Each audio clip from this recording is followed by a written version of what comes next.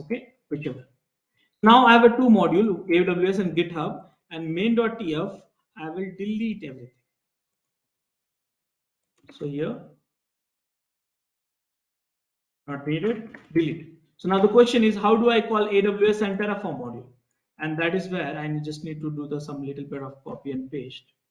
So let me do that.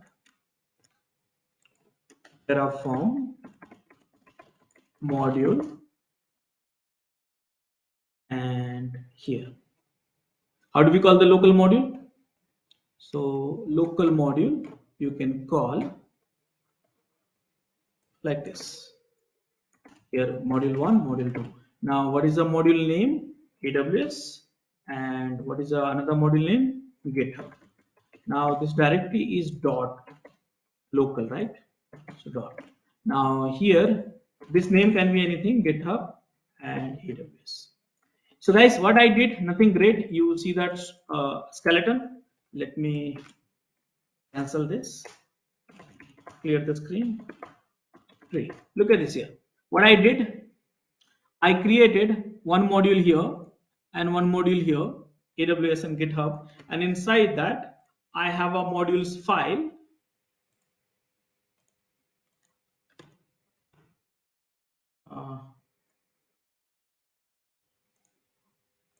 Not able to open it.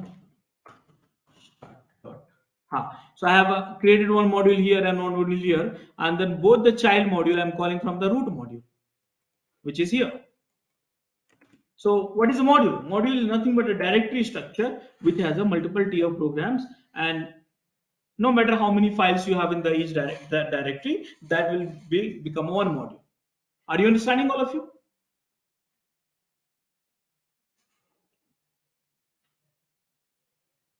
All of you? Hello? Yes, Rajesh.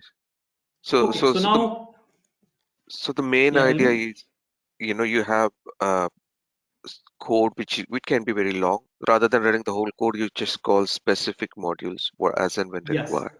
Yes. So right now I convert into the two modules. I don't want to call it, just comment it out, and that's it. It'll be good for you. So can I test my modules? Let me see that. Terraform apply, and here the same resources. So there is a problem. So the moment you module install, you have to init again. So you see, module not installed, module not installed. So you have to init once to install this module concept. So init has to be done. Anyways, the message will show you, and after that, clear the screen and apply.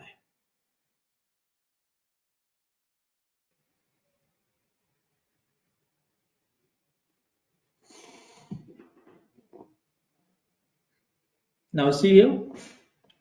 So whatever the code you are having, see 4 resources to add. So basically what has happened, it has taken the new resources altogether. So here I have added some code, and here I have added. So 4 resources to add, and old code will be destroyed, and so on. Okay, now I'll tell you one magic things. So magic things. If I tell you, okay, if you understand the code of Terraform, then you don't have to write any code. So how do you feel? Let's say you know Terraform, and after that I'm telling you, you don't have to write any code for that. So how do you feel?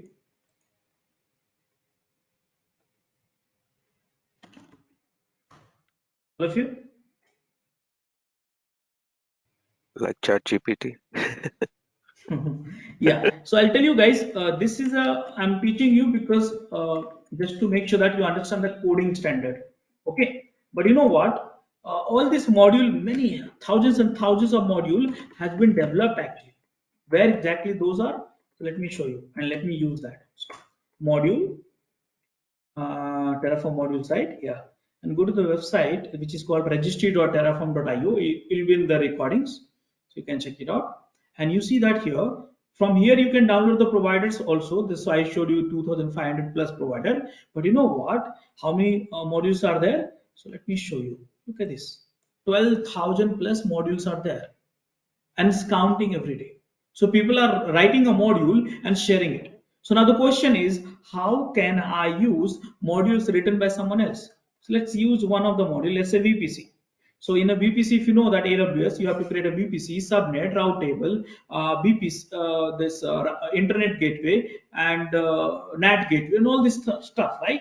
So much of code you have to write it. But you know what? Someone has written for me, and within a few seconds, I'm going to use it. How? Read this module. Good documentations are there, and good to go. And then this code, you type it, copy it, and paste it, because I understand that. So this is the name of the this is the code location at the GitHub, and this is the submit range. Now this you have to change it. So what is a provider? US East 1A, B, and C. So this is 1A, availability zone, B, and C. Okay, and now these are the subnet range for this. And whether you want NAT gateway, I'll just make it false because that's consuming lots of time and money also. And this one also, I'll just make it false. Okay, I don't want NAT gateway and VPN gateway because that's consumed so much of time. So it will create what? VPC, subnet, route table, internet gateway, and all kind of things. Are you understanding? So you saw that. You want to see this code? Let me take you to the code also. Here it is, GitHub. If you want to study the code, how the module has been written, the best practices, here it is. And look at this main.tf and variables, all the variables they have it and things. Are you understanding, all of you?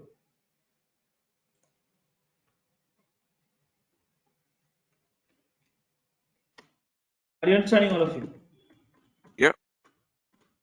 Okay, so let me do one thing. This destroy. There is some problem in that. And the problem is module not install. So init you have to do one thing. Init one more time, because every time you add a new module, you have to add a init for that. So you see that I have not even write even one line of code and able to deploy entire module of VPC of AWS in just a few seconds. So this is the power of modules. Like the moment you start understanding the code, you don't have to do anything. The code is available for you. So now I will destroy the first and then create refresh freshly. So because 4 resources I created, right?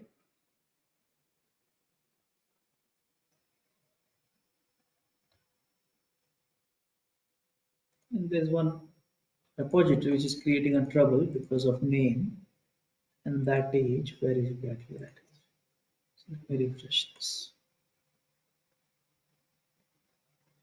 Deleted. So now it will not have any problem. So 3 instances got deleted. Good to go. Now see that here 3 instances I created in AWS. Refresh. Running. See all this getting shut down.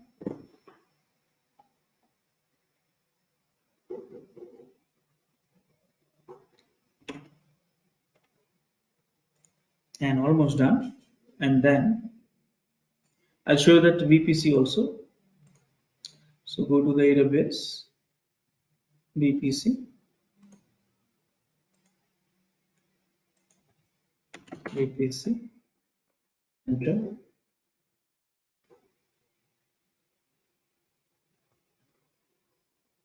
See that I have only one VPC, right? So I'll apply and then show you this. So now apply one more time and enter.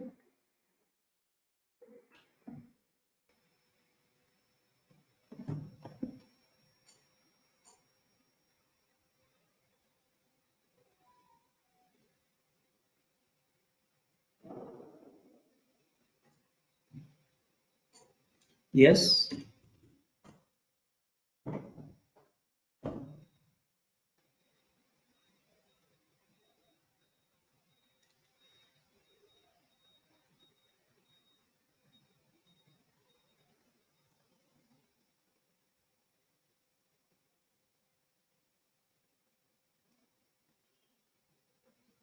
Okay, so this is the Git issues, authentication issues. Maybe my ticket token got expired or something. But you see that here, how many resources got created in the VPC. VPC got successful. And see that, look at this, how many resources? 23 resources. Now if I show you, refresh it, and you see that here, VPC2. And now you want to delete everything in one go. So magic, you know that, destroy. That's all. Guys, this is something which you have to use it. So 12,000 plus modules are there available for you to use it, and you need to decide what you want in the infrastructure support.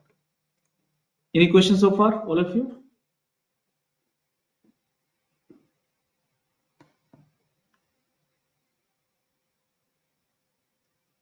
Rajesh, you did show that there was some issue with the token number. Can you explain that? So what has happened? Let me show you that. Oh, it's gone up. So that API token has some, GitHub has some problem with API token. So here you see that 411 required authorizations. So what happens when you use multiple times the same token, and so sometime what happens, GitHub uh, disable the token for time being. So again you have to change the token and then it will start working. So this is happening in the GitHub when you do the lots of requests. So this is something which you can ignore, right? So I feed the token. You saw that here, uh, here, but it was not taking because of that. Got it? But will it have any effect on like the uh, folder system and everything that we created here because of this error, or no issues? No, no issues. AWS is working. You see that AWS is working. That only one this is got. So must be some issues with the token API. When you make a too many API call, then this happens. So here, what you can do in order to prevent these issues, change this token, or one thing more you can do that, and that is feed the token here also. So that also solve the problem like this. Okay, so that means like if we get any error like this, we go and do it like the manual way that you showed before, right? Yes, Hard yes, coding, yeah. Okay, yeah. thank you. Okay, so now this is something where exactly I'm cancel this. Okay, so destroy. Let me destroy all this thing because it's costing me to my AWS account. GitHub is free, AWS is chargeable. So you see that how many resources will be destroyed, you will get to know. So all are AWS and total 22 resources. Yes. So you saw that the power of Terraform, everything you can code it, and everything you want to create it, apply, everything you want to destroy, destroy. That's all. So this is the power of coding using Terraform. Now one thing also which we have, which is provisioner. What is a provisioner? So provisioner, if you remember that in the Packer also we had this topic, provisioner.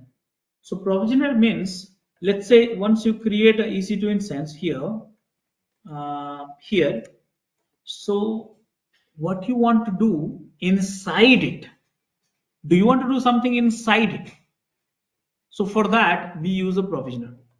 That means this is the resource properties actually. So provisioner is a resource property. That means what you want to do with these resources. That for that you need to use provisioner. So what are the provisioners we have? File provisioner, local exec provisioner, and the remote exec provisioner. These are the three provisioners we have. Earlier we had a chef, puppet, and all kind of things also, but got deprecated. Now what is a file provisioner? So file provisioner copy a file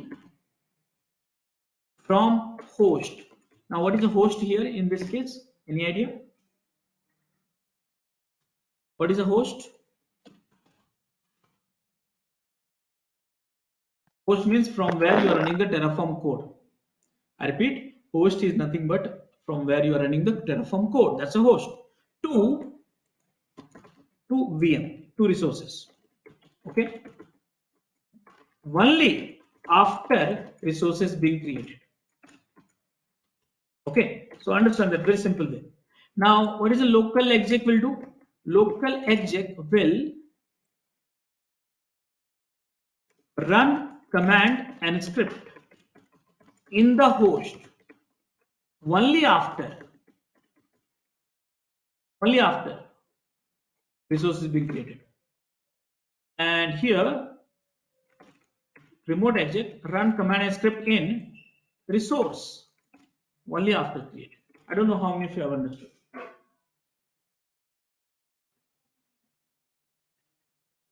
Did you understand this?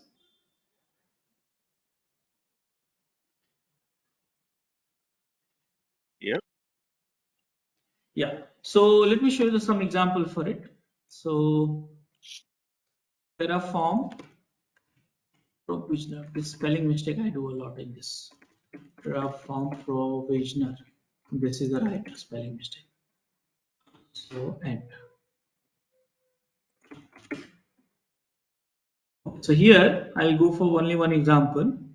So I think here I have all and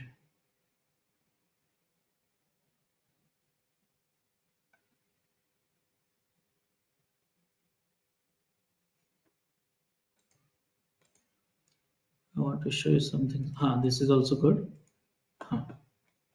So look at this.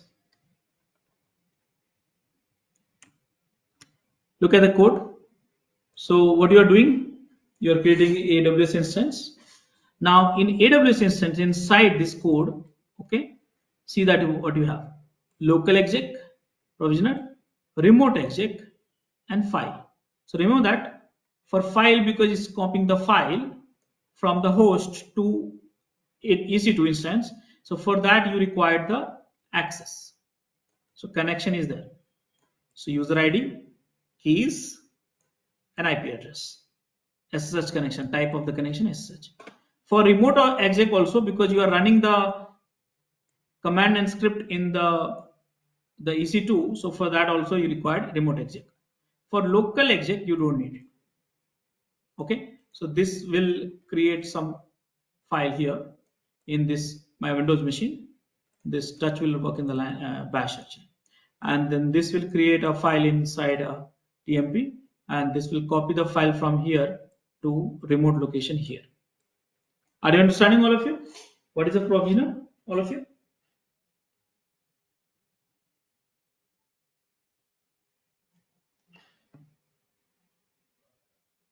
Yeah, it's clear, Rajesh.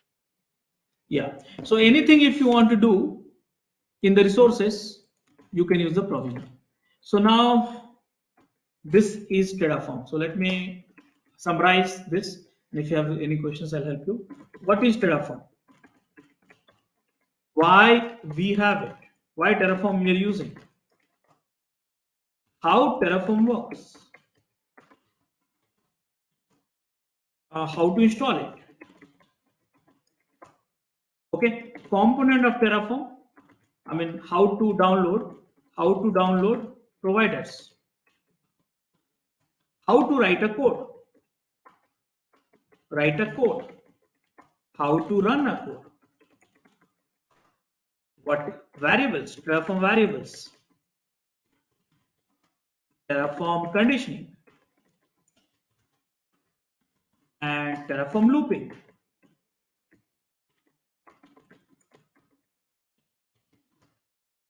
Terraform module.